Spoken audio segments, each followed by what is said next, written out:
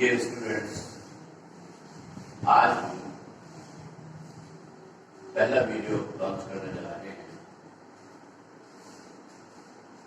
RJS का syllabus देखने से पता चलता है कि इस सिलेबस में लगभग कंप्लीट रहा है। Determiners, prepositions, coordination, subordination, active passive, idioms and phrases. तो ये जब सारी चीजें जब देखते हैं डायरेक्ट इनडायरेक्ट है, इसका अर्थ ये है पूरी ग्रामर टेंसेस है। जब हम टेंसेस की बात करते हैं तो टेंस स्टार्ट करने से पहले हमें सबसे पहले ये जानना पड़ेगा कि सेंटेंस क्या है, वाक्य क्या है। तो आज सबसे पहले हम ये जानकारी लेते हैं कि वाक्य क्या है। देखिए, वाक्य की परिभाषा में दो या दो से अधिक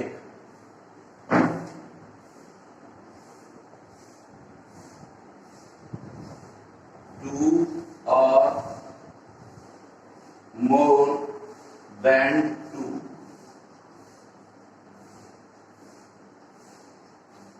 words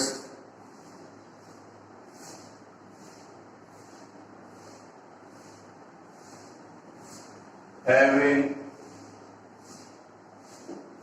a complete meaning,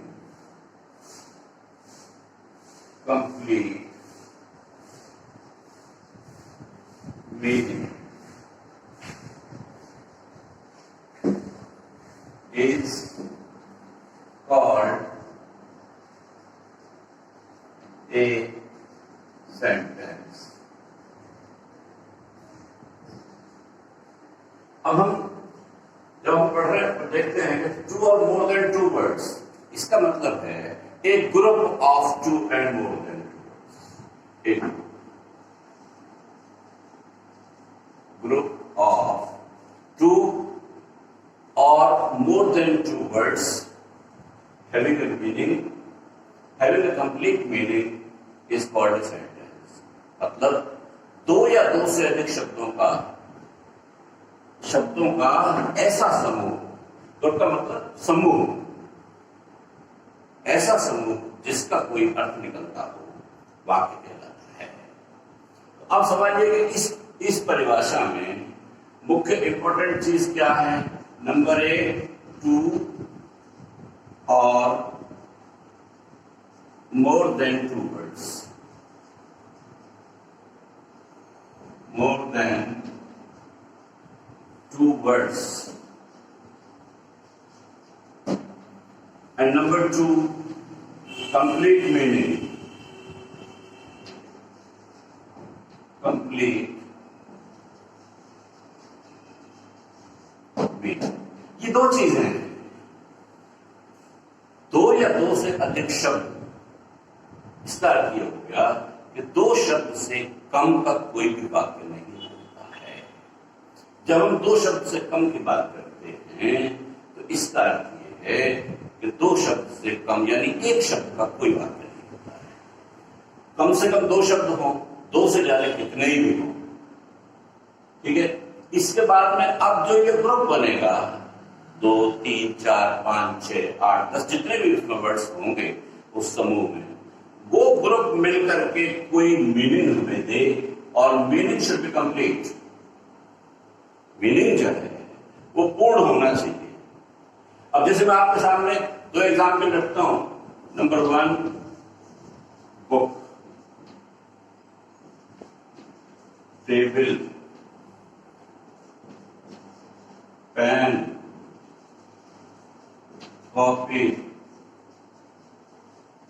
chair. This is one group, number 1।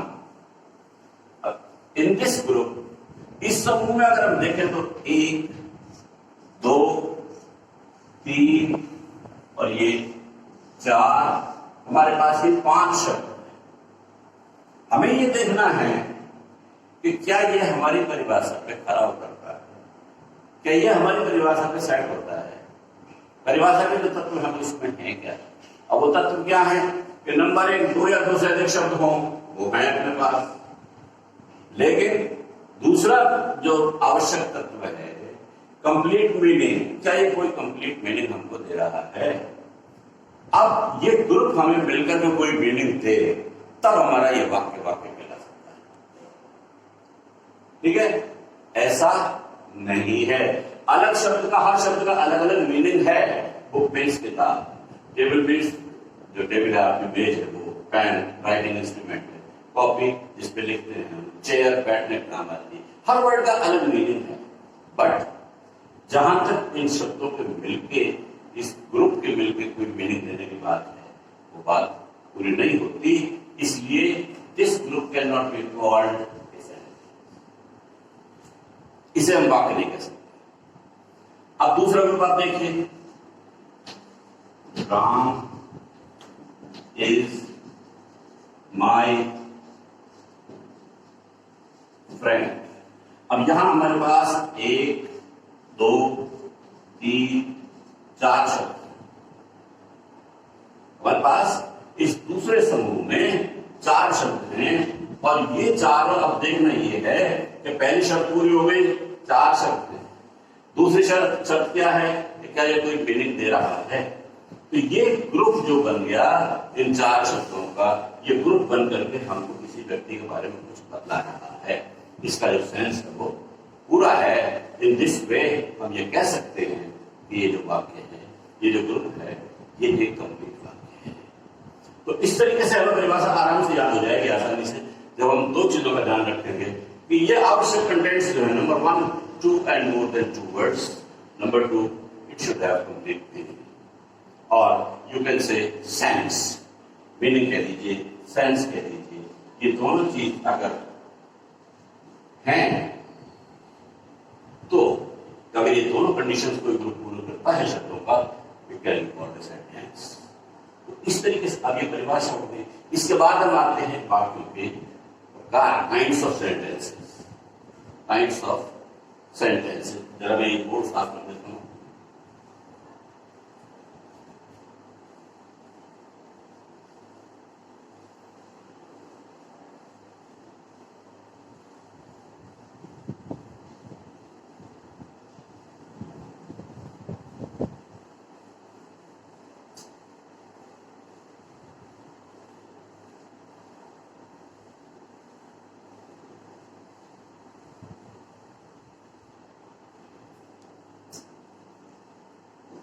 Kinds of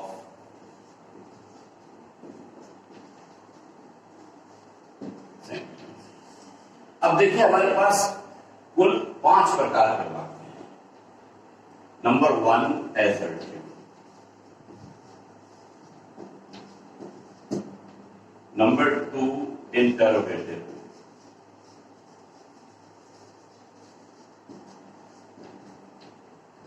number 3 imperative, and number 4 exclamatory, exclamatory। अब इनकी हिंदी देख लीजिए। assertive स्वीकारात्मक,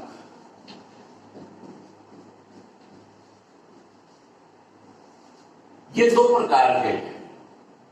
ये वाक्य 2 प्रकार के हैं। 1 is simple and second is negative.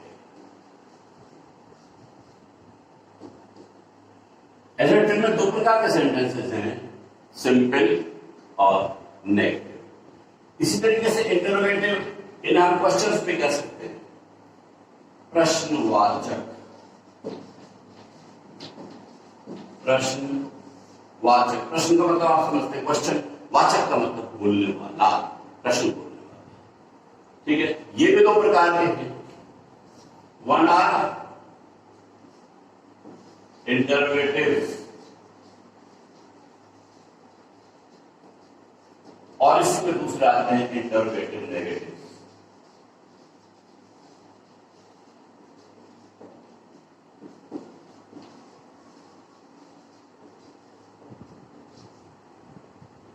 ठीक है, इसके बाद में तीसरे हमारे पास है इम्पेरेटिव्स, इन्हें हम कहते हैं आदेशात्मक। हेलो स्टूडेंट्स, अब हम कंटिन्यू करते हैं काइंड्स ऑफ सेंटेंसेस। तो मैंने अभी बताया सबसे पहला एडजेक्टिव। एडजेक्टिव के भी उसमें दो हिस्से हैं, one is simple and second is negative. इसी तरीके से नंबर 2 पे आता है अपना इंटरोगेटिव।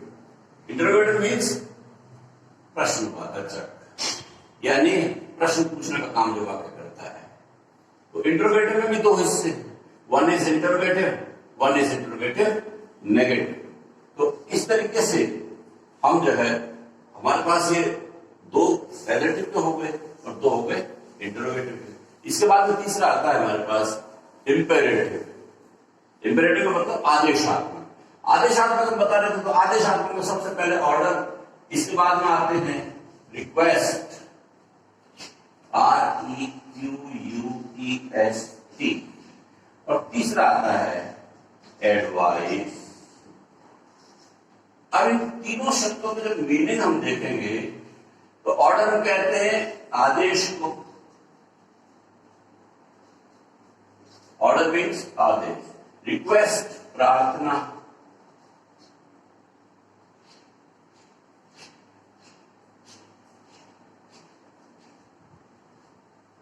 और एडवाइस सलाह या परामर्श, सलाह या जिसे हम कहते हैं परामर्श। ये वाक्य है। इसके बाद में हमारे पास आते हैं एक्सक्लेमेटरीज। एक्सक्लेमेटरी को हम कहते हैं विस्मय सूचक, विस्मय सूचक, ठीक है। विस्मय सूचक, विस्मय सूचक में हमारे पास 3 प्रकार के भाव हैं। एक वंडर, वंडर का मतलब है आश्चर्य, वंडर मीन्स आश्चर्य। दूसरा है हमारे पास सौरो, सौरो का मतलब दुख।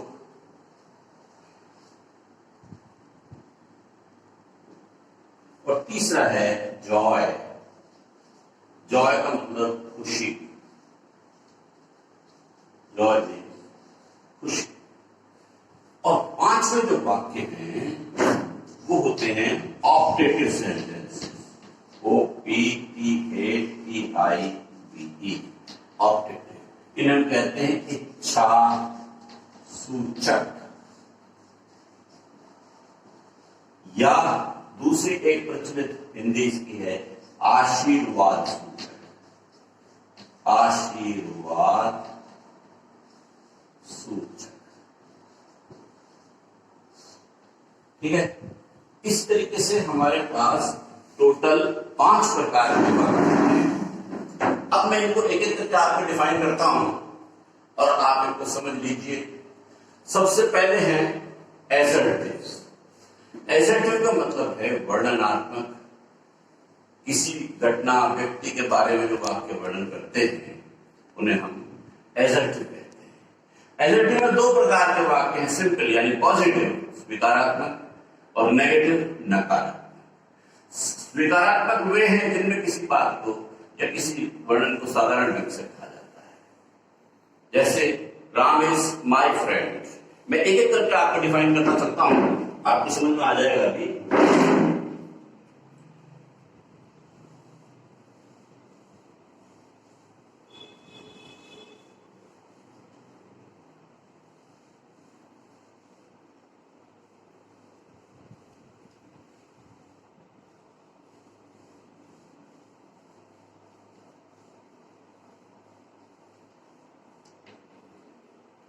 देखिए एडजेक्टिव के 2 हिस्से मैंने बताए थे, one is simple.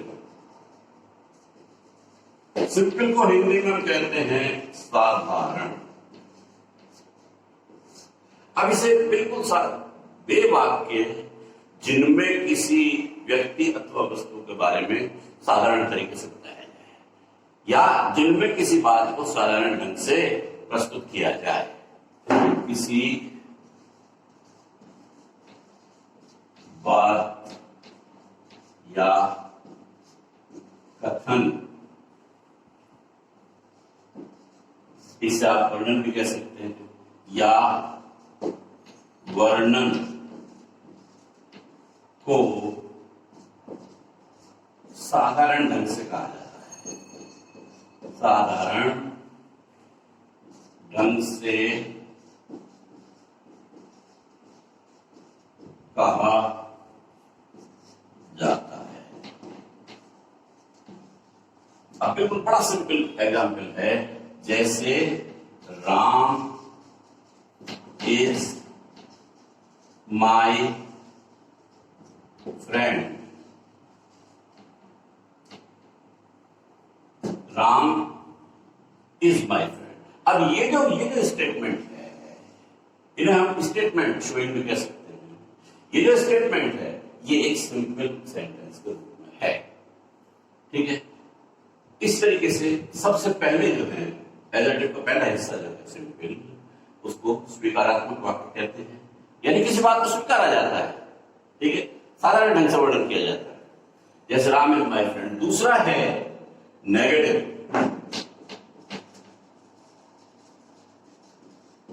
Negative sentence,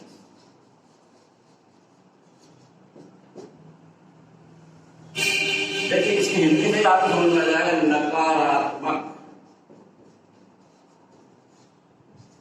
नकारात्मक मीन्स किसी चीज को नकारना, नो कह देना, नहीं कह देना। जब आप हिंदी के वाक्य देखेंगे तो उनमें आपको हिंदी में नहीं लिखा हुआ मिलेगा, जब आप अंग्रेजी के वाक्य देखेंगे तो उनमें आपको अंग्रेजी में नॉट लिखा हुआ मिलेगा।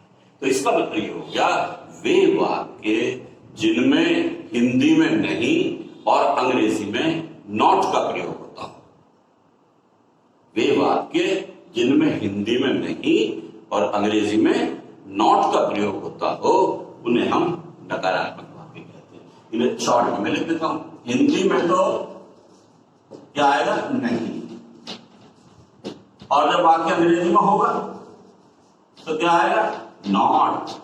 ये शब्द प्रयोग होगा। अब देखिए यहां एक चीज से कंफ्यूज मत कर जाना कि ऐसा ना हो कि वाक्य में इंटरोगेटिव वर्ड भी लिखा हो और कहीं नॉट भी लिखा हो और तब आप ये कहते हैं ये तो नेगेटिव है। ऐसा नहीं, ऐसा नहीं। वाक्य में केवल नॉट होगा। जैसे आप राम ने चाय पी, सिंपल, राम ने चाय नहीं P.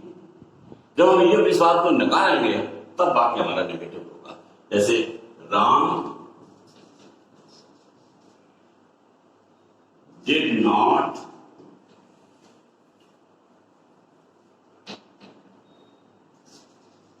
did not go to school। अब हम यहां किसी चीज के लिए मना कर रहे हैं कि राम स्कूल नहीं गया, Ram did not go to school. इस तरीके से हमारे ये नेगेटिव वाक्य हो गए। एक बार फिर वापस सुन लीजिए, वे वाक्य जिनमें हिंदी में नहीं शब्द का प्रयोग हो और अंग्रेजी में नॉट का प्रयोग हो, उनको हम नेगेटिव कहते हैं। इसके बाद आइए आप इंटरोगेटिव्स में।